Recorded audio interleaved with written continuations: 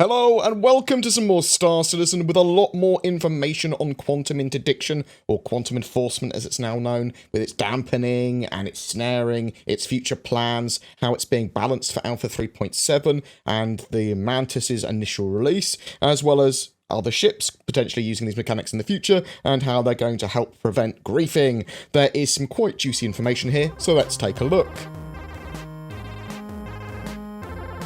The RSI Mantis is a Quantum Interdictor ship. It is a ship that's coming in 3.7 at some point in the patch cycle, hopefully with 3.7 as initial release. It's also going on sale, it appears, on the 10th of October, that ship. It makes use of the Quantum Enforcement mechanics to snare or dampen quantum drives within its area of effect. The Quantum Interdiction devices are coming to other ships in the future as well, though.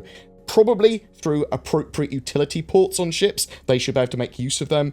These won't be as powerful as the unit that's built into the Mantis, which they sort of like have a focused role for the Mantis to use that particular module, so it's going to be a lot more powerful in it. And if you use it in other ships, then you're going to have to make some compromises to your loadout with those ships, because there's a huge amount of power drain and lots of stuff like that. They will be used by various AI ships and security forces to interrupt player quantum travel as well. So that's going to be modules and the Mantis in the future. The Mantis pulling ships out of Quantum in 3.7's initial release will not affect a player's crime stat that does it. However, they are going to be adding Quantum Interdiction to the law system, and it will be illegal in certain jurisdictions, probably all of the UEE and lawful ones, I would expect. Also, not specifically stated, but I would expect that if you get pulled out of quantum travel by someone, that you are allowed to freely engage them without getting a crime stat yourself. That would be my expectation there, but I'm not 100% sure. That said, I suspect that bounty hunters will want to use these to catch criminals as well, so maybe there's going to be some leeway. Maybe it'll be illegal to pull out non-criminals, maybe you'll just get fines, or maybe only illegal near certain stations and planets. It will be based on feedback and iteration for sure. With that in mind, in law, just as UEE civilians have access to heavy offensive weaponry, they have access to Quantum Interdiction devices as well for personal protection and for use in careers that support advocacy, navy, and bounty hunting. This is going to sort of like help create situations where the use of interdiction is sanctioned, such as working with security forces or defending a homestead from pirates. So they do have plans for allowing it in certain areas, even if otherwise illegal in those areas.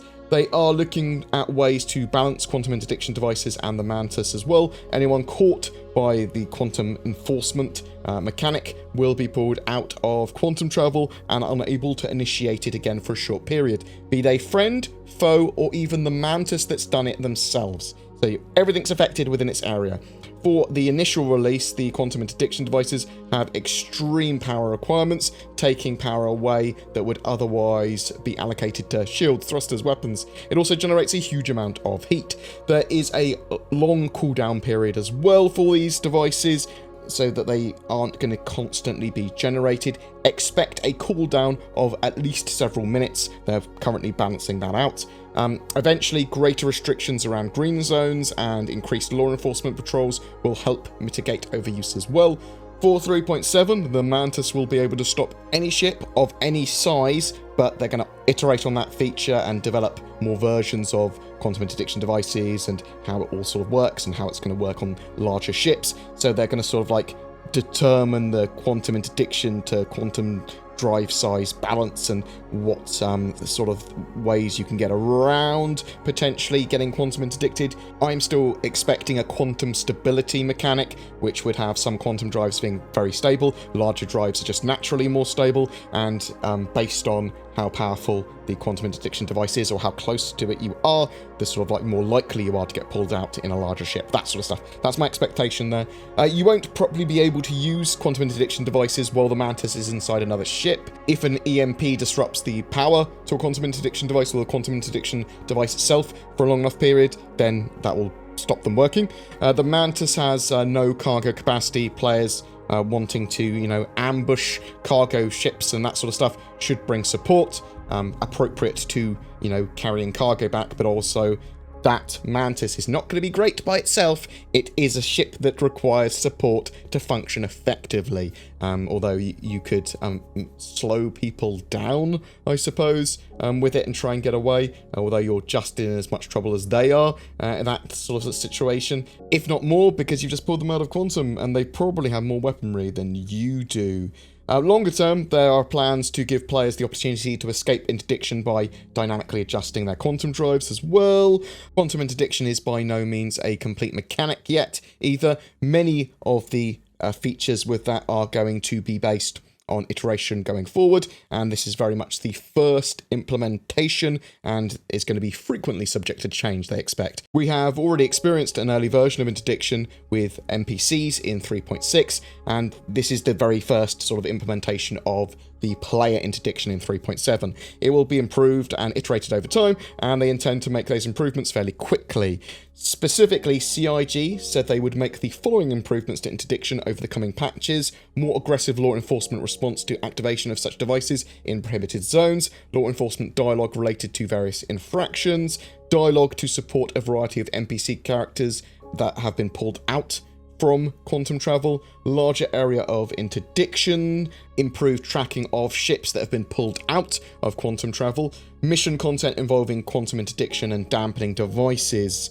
So in the future as well, they will be adding more flexibility of where you can quantum travel to, where you can set courses to, so that you can create safer or faster routes or quantum travel into other locations. Though this is not coming with 3.7, so in the short term, you're going to have to creatively use nav points that are already in the game. You can obviously power down your quantum drive mid-flight and then change destination to create some more unexpected routes as well. But if you are carrying a load of cargo and it's very valuable, get escorts, use service beacons to get a distress signal out if you do get quantum interdicted, that sort of stuff. The quantum interdiction devices are planned to be used to trap NPCs as well as players, so you could be grabbing pirates, navy, cargo ships, anything really. Players, PvP, PvE, gameplay is all sort of like put in the melting pot here. The Mantis is currently too large to fit in the Polaris. However, they are going to look at the hangar size of the Polaris when it goes into production, potentially bringing it up to the standard sort of landing pad metrics, which would allow the Mantis and other ships to land properly there. So potentially the Polaris is going to be able to seat one of these ships inside it. The Mantis is intended for long-range gameplay and has both a bed and toilet to ease the burden of long quantum travel related activities.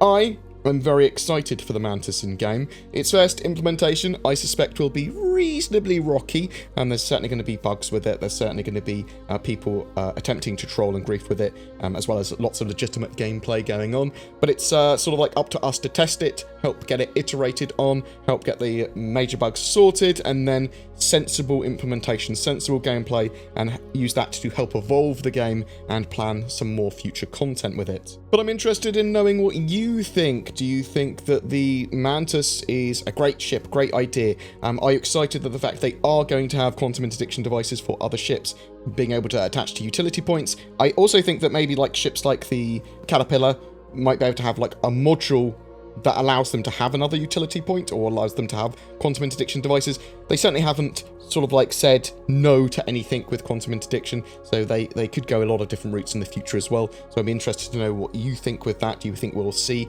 modules on ships that aren't necessarily just utility points, or give a ship a utility point so they can then fit a quantum interdiction device in the future? Do you like the idea of this gameplay, or do you think it's sort of like too PvP for you? Are you going to be trying to pick up a Mantis on the 10th of October for yourself? We still don't have a price on the Mantis. I'm going to be interested to see how much it is.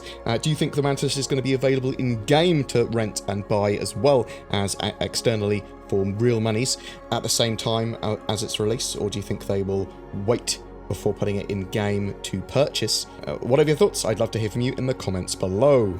Every month we have a ship giveaway. For October, it's an Anvil Carrack Explorer ship that should hopefully be flyable in Alpha 3.8 at the end of the year. Just comment on any of my videos made during October to be in for a chance to win that. There's an Azatec giveaway as well. They make cool CPU coolers. See what I did there? And at the moment, they're giving away 8 of these lovely CPU coolers with my logo on. So there's a lot of BoredGamer branded ones. I'll put a link down below for that separate giveaway too. I am also shilling for NordVPN and Shadow gaming PCs, so use the code BoredGamer for discounts there. NordVPN, in a world of censorship and privacy issues, VPNs allow you to browse the net and play games in more safety. NordVPN has many benefits over free VPNs, and that's why I shill for it. Some of you also might be interested in Shadow cloud gaming stuff.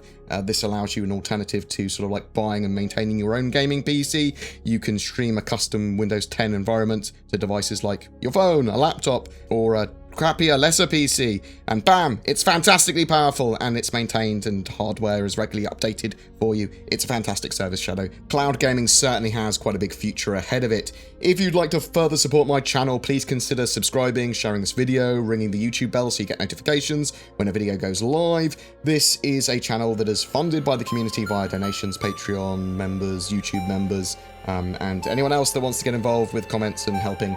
Thank you to everyone that goes the extra mile. Take care, and I will see you in the verse.